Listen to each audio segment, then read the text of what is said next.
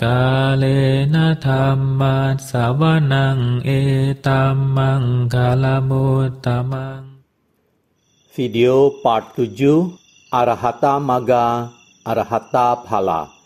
Jalan menuju pencapaian arahat. Kumpulan ceramah Dhamma yang mulia Acarya Mahaboa tentang tata cara latihan yang beliau jalankan. Buku asli berasal dari Forest Dhamma Books, Bantat Forest Monastery. Penerjemah dari bahasa Inggris ke bahasa Indonesia anonim. Di Indonesia, buku ini dicetak oleh Garuda Offset Bandung, Oktober 2005. Video part 7 ini merupakan video terakhir untuk bagian pertama. Bagian pertama adalah Arahata Magga, rute langsung mengakhiri semua duka atau penderitaan. Seperti biasa, saya akan bacakan satu paragraf terakhir dari video part 6 dan kemudian dilanjutkan. Baiklah, kita mulai. Ketika penyelidikan dengan kebijaksanaan tajam, tegas sampai semua sifat alamiahnya diketahui dengan jelas, fenomena ini hancur dan menjadi larut seluruhnya dengan cara yang tak terbayangkan oleh kita. Momen terbangun atau terjaga atau awake disebut dengan pencerahan di bawah pohon bodhi atau penghancuran total dari kuburan sangsara. Kepastian yang tak dapat disangkal lagi timbul. Kemudian, momen di mana titik sinar hancur, sesuatu yang bahkan lebih luar biasa, sesuatu yang selama ini disembunyikan oleh awija akan terungkap seutuhnya. Dalam citta, terasa seluruh bumi bergetar hebat. Momen menentukan ketika citta terbebas dari semua realita konvensional adalah satu keajaiban dan kehebatan yang tak dapat diuraikan dengan kata-kata. Benar-benar tepat di sini, pada akhirnya awija lenyap. Arahata Magga berubah menjadi Arahata Phala. Ketika jalan telah berhasil dikembangkan seluruhnya, buah kearahatan dicapai. Dhamma dan citta telah mencapai kesempurnaan lengkap. Mulai dari saat itu, semua problema berhenti. Ini adalah wujud nibbana. Ketika wujud penampakan atau awija yang semula kita bayangkan tampak begitu mengagumkan dan menakjubkan, akhirnya bisa dihancurkan, sesuatu yang tak mungkin diuraikan muncul dengan kekuatan penuh. Wujud itu adalah kesucian absolut. Ketika dibandingkan keadaan suci murni atau wisudi tersebut dengan awija yang tadinya kita kagumi, kini seolah seperti tai kerbau. Dan sifat dasar alamiah yang disembunyikan oleh awija tampak seperti emas murni. Bahkan seorang bayi pun tahu mana lebih berharga antara emas murni dengan tai kerbau. Sehingga kita tak perlu membuang waktu membeberkan kebodohan kita dengan melakukan perbandingan itu. Penghancuran awija ditandai dengan momen ketika Arahata Magga dan Arahata Phala tiba bersamaan di tempat akhir tujuan. Jika kita membuat perbandingan, ibarat menaiki tangga masuk ke rumah. Satu kaki ada di akhir tangga, sedang kaki lainnya ada di lantai rumah. Kita masih belum mencapai rumah dengan kedua kaki. Hanya ketika kedua kaki dengan kuat berdiri menjejak lantai rumah, maka kita bisa berkata, kita telah sampai di rumah. Citta mencapai Dhamma ketika kedua kaki kuat tertanam dalam keagungan Dhamma. Ia telah mencapai ketunggalan Nibbana. Dari momen pencapaian pencerahan, citta bebas sepenuhnya. Ia tidak lagi menunjukkan aktivitas menyingkirkan kilesa. Ini adalah Arahata Phala, buah dari kearahatan. Hanya akan dialami oleh mereka yang telah bebas dari kilesa, yakni arahata hidup yang telah mencapai saupadisesa nibbana. Sedangkan rupa, wedana, sanya, sangkara, dan winyana kini pada arahat hanyalah kondisi yang dengan muslihat bagaimanapun juga fenomena natural yang timbul spontan ini akan berhenti tanpa mampu mempengaruhi atau mengkontaminasi citta. Demikian juga dengan penglihatan, suara atau pendengaran, penciuman, pengecapan, dan sensasi taktil atau sentuh, tekan, masing-masing mempunyai realitanya sendiri. Keberadaan mereka tak lagi menimbulkan problem bagi citta, karena sekarang citta telah bebas dari ketidaktahuan yang disebabkan asumsi palsu tentang mereka. Kini citta telah sepenuhnya sadar akan kebenaran. Ia mengetahui realita keberadaan, sebagaimana juga realita semua fenomena alamiah luar dan dalam. Tiap-tiap realita mempunyai realita tersendiri yang terpisah, sehingga konflik yang biasa timbul antar mereka tak lagi eksis. Semuanya masing-masing bebas ke jalan mereka sendiri. Pada tingkat ini, konflik berkepanjangan antara kilesa dan citta akhirnya selesai.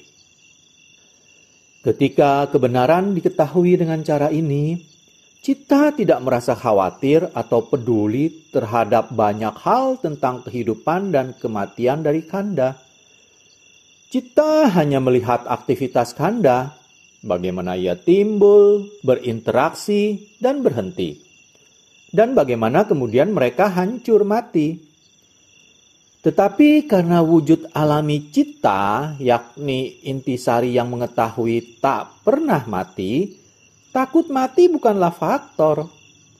Ia menerima kematian ketika datang, sebagaimana juga hidup bila hidup berlangsung. Baginya kedua aspek adalah sama. Ini mengakhiri penyelidikan mengenai citta.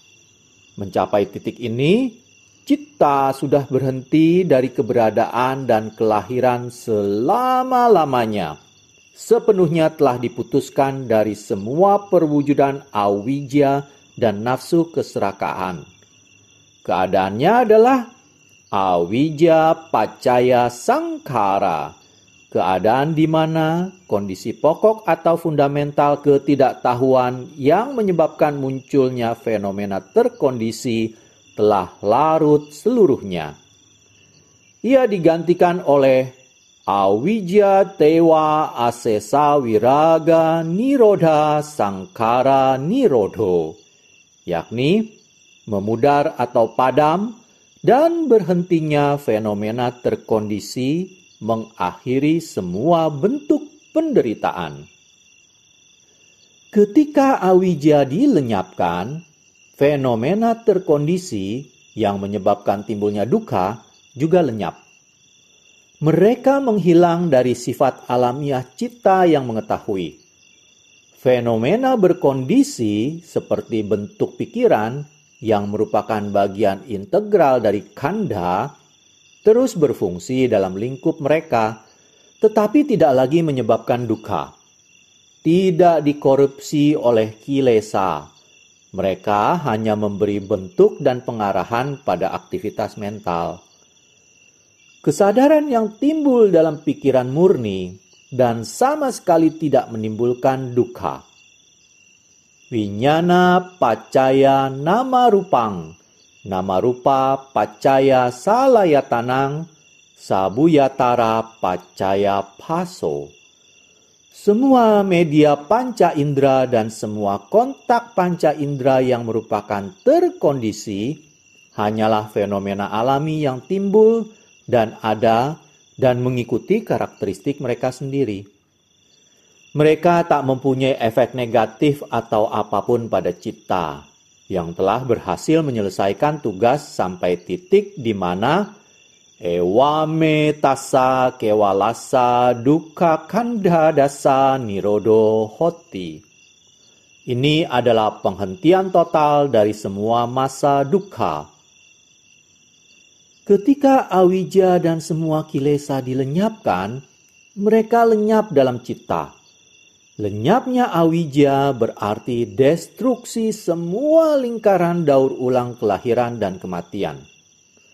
Keduanya harus dilenyapkan dalam citta, karena awija citta adalah benih intisari sebab dari kelahiran kembali di dunia. Intisari dari lahir, tua, sakit, dan mati. Kecanduan sensual dengan awija bertindak sebagai penggerak utama adalah akar yang menyebabkan lahir, tua, sakit, dan mati.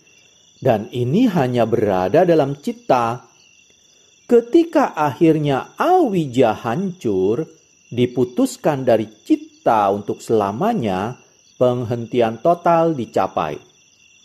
Citta kemudian bebas, luas lapang, dan amat kosong, tanpa batas, tanpa ikatan, benar-benar meluas. Tak ada yang bisa merintangi atau menutupinya. Semua kontradiksi telah dieliminasi. Ketika citta mengetahui, ia hanya mengetahui kebenaran. Ketika ia melihat, ia hanya melihat kebenaran. Inilah kekosongan yang sesungguhnya, sejati. Derajat kekosongan dialami pada beberapa tingkatan. Meditasi samadhi adalah satu tingkat. Samadhi dalam, tubuh dan kesadaran untuk sementara hilang dari kewaspadaan atau kesadaran. Citta tampak kosong, tetapi durasi atau jangka waktu kekosongan ini terbatas pada waktu sewaktu melakukan samadhi. Pada tahap awal praktek kebijaksanaan, citta bisa pisah permanen dengan sendirinya dari tubuh jasmani, tetapi ia belum dapat melepas diri dari komponen mental pribadi seperti wedana, sanya, sangkara, dan winyana. Seluruhnya kosong dari bentuk fisik, sehingga bayangan tubuh tak tampak lagi dalam citta, tetapi tidak kosong dari konsep mental. Ketika mencapai tingkat ini, kebijaksanaan mampu membedakan dirinya dari massa fisik, yakni tubuh. Dan ia bisa melepaskan dirinya dan percaya bahwa tubuh bukan miliknya. Tetapi tingkatan ini masih belum bisa memisahkan faktor-faktor mental dari perasaan, ingatan, bentuk pikiran, dan kesadaran. Dengan menyelidiki lebih jauh, citta menjadi lepas dari faktor-faktor mental ini. Sehingga tak ada yang tersisa, kecuali sinar cemerlang luar biasa yang seolah menginfus kosmos atau dunia. Intisari kecemerlangan manusia tampak nirbatas atau tanpa batas, dan kehampaan mental dalam dan luar biasa. Ini adalah kekuatan mengagumkan dari awija yang asli. Dengan terus menggunakan kesadaran dan kebijaksanaan penuh, awija akhirnya dilenyapkan dalam citta. Ketika semua yang meresap ke citta berhasil disingkirkan, maka seseorang telah mencapai kekosongan sejati. Kini seseorang telah mencapai kekosongan sejati. Kekosongan yang dialami pada tingkat ini adalah lepas permanen dan sama sekali tak memerlukan upaya untuk menjaganya. Dalam kurung, maksudnya tanpa samadhi. Ini adalah citta yang bebas mutlak dan citta yang sejati. Perbedaan antara kekosongan yang disebabkan oleh awija dan kekosongan citta murni yang bebas dari awija dapat dilukiskan sebagai berikut. dengan membayangkan orang yang berada di dalam kamar atau ruangan kosong. Ia berdiri di tengah-tengah kamar, mengagumi kekosongannya, sehingga orang itu lupa akan dirinya. Melihat bahwa tak ada sesuatu pun di dalam kamar itu, ia hanya bercermin pada kekosongan yang ia rasakan, dan tidak pada fakta bahwa sebenarnya ia mendiami titik sentral ruangan itu. Selama seseorang masih berada dalam kamar itu, ruangan tidak benar-benar kosong. Ketika akhirnya ia menyadari bahwa ruangan tidak benar-benar kosong, sampai ia sendiri pergi meninggalkan ruangan itu. Saat itulah awija hancur dan citta yang murni bangkit atau muncul. Sekali citta telah melepaskan tiap jenis fenomena, citta tampak amat kosong. Tetapi begitu seseorang mengagumi kekosongan, terpesona oleh kekosongan itu yang merupakan satu-satunya yang masih bisa bertahan. Diri dipakai sebagai titik referensi. Inilah inti atau nukleus awija yang satu-satunya masih tersisa dan telah berintegrasi masuk ke dalam citta yang mengetahui. Ini adalah awija yang asli sejati. Dalam tanda kutip, diri sendiri atau aku adalah rintangan yang sesungguhnya pada saat itu.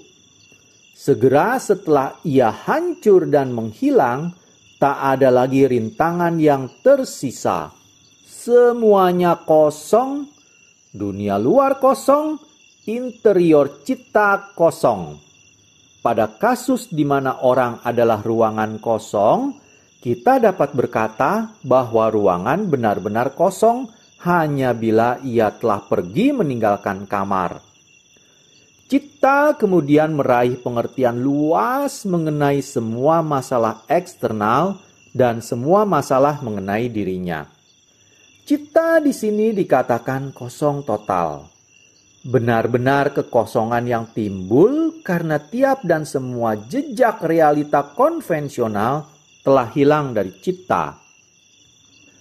Lenyapnya awija tidak seperti hal lain yang telah kita selidiki sejauh ini.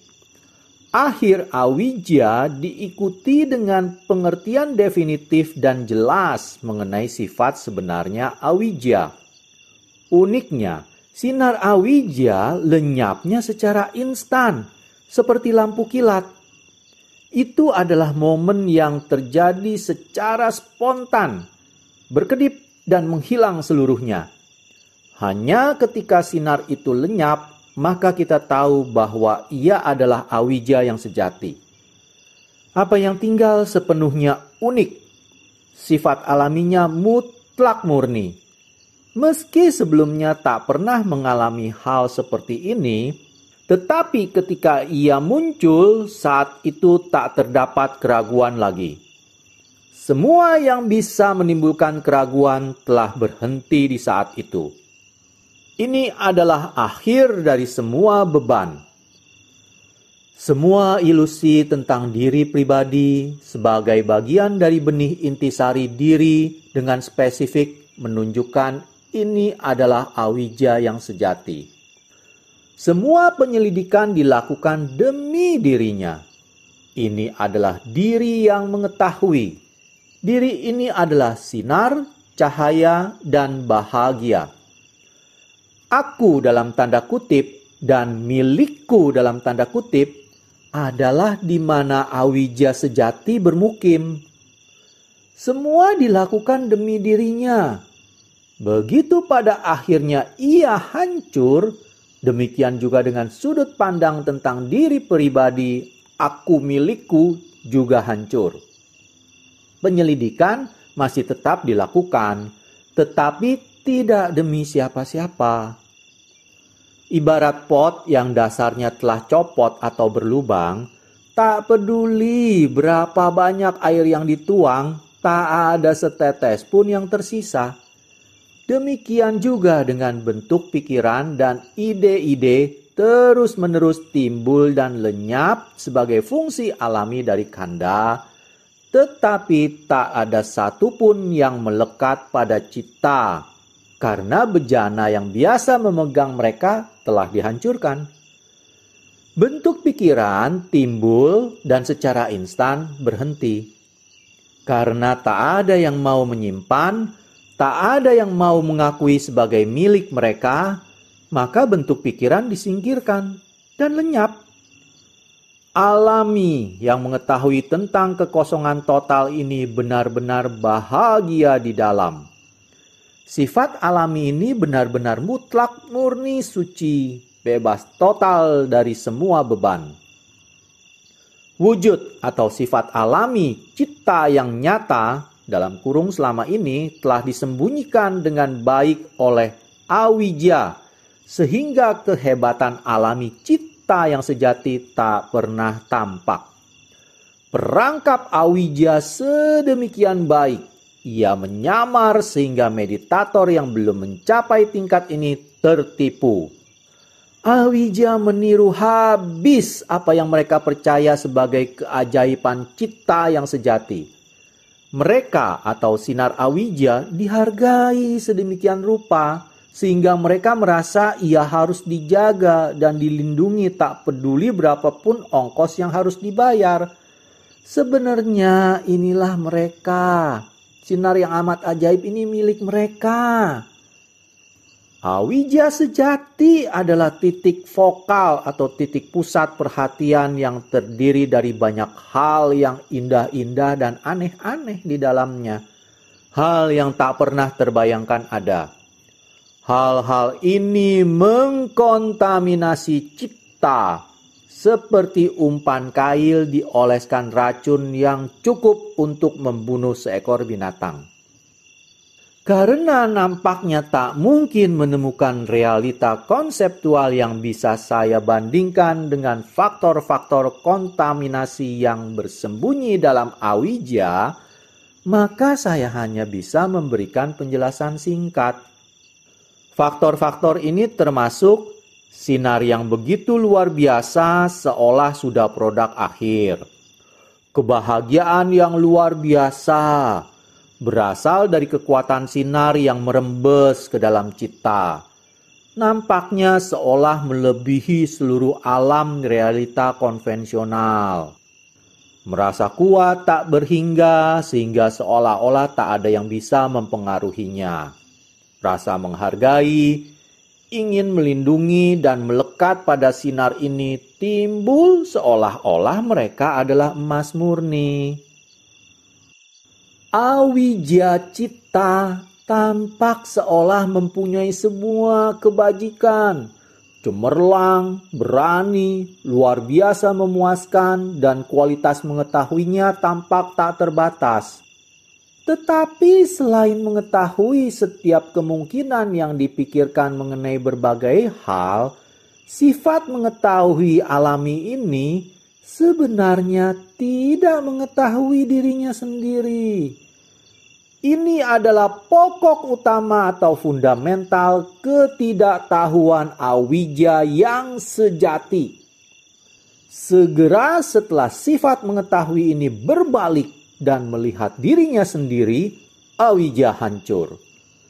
Penghancuran ini dengan sendirinya mengungkapkan kebenaran tentang citta, tentang dhamma. Selama ini hanya awija yang menyebabkan kebenaran ini tersembunyi dari pandangan kita.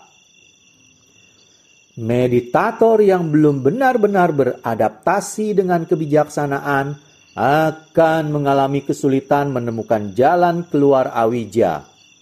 Karena awija pada umumnya dan awija yang asli sejati adalah dua hal yang amat berbeda. Perwujudan atau sifat alami awija umumnya adalah kombinasi dari semua aspek yang berbeda-beda dari delusi atau waham, baik eksternal maupun internal, ke dalam kekotoran batin tunggal. Ibarat pohon, di mana ada kombinasi daun, ranting, cabang, dan batang. Awija yang asli di lain pihak adalah seperti pohon yang tumbang dan ditelanjangi dari semua batangnya. Dikatakan, melalui usaha yang tekun, kebijaksanaan memotong aktivitas awija yang tumbuh menjadi besar secara bertahap, sehingga awija kehilangan kecenderungannya dan menyatu ke dalam satu titik tunggal, yakni citta. Pada titik ini, awija tak lagi mempunyai grup atau kumpulan penipu-penipu yang dikomandoi seperti ketika ia masih berkuasa penuh. Pada titik ini kita temukan awija yang sejati. Bagian awija amat banyak dan bervariasi. Semua kotoran batin yang lain hanyalah cabang dan ranting semata. Dengan berkonsentrasi pada awija, kita cenderung gagal melihat akar penyebabnya. Karena itu, ketika kita benar-benar mencapai awija yang sesungguhnya, kita menjadi bingung dan tidak mengenalinya. Seperti pohon merambat, berkecambah di satu tempat dan menjalar melalui tanah ke tempat lain entah di mana. Pohon itu terus menjalar dan merambat naik. Dengan makin lama semakin banyak batang yang tumbuh, semakin besar dan semakin rumit. Kita harus memegang pohon dan kemudian terus mengikuti sampai ia kembali ke sumber dan kita menemukan batang utamanya. Disitulah di mana kita bisa menemukan akarnya. Ketika kita mencabut akar, maka semua tumbuhan mati. Baiklah, ini adalah akhir dari bagian 1, yaitu Arhata Magga. Pada video part selanjutnya, video part 8, kita akan mulai dengan bagian 2, yaitu Arhata Phala, air mata berlinang dalam ketakjuban Dhamma, yang merupakan Dhamma Desana yang mulia Acarya Mahaboa pada tanggal 2 Mei 2002. Saat itu beliau berusia 89 tahun. Terima kasih. Kalena dhamma savanang etamang kalamutamang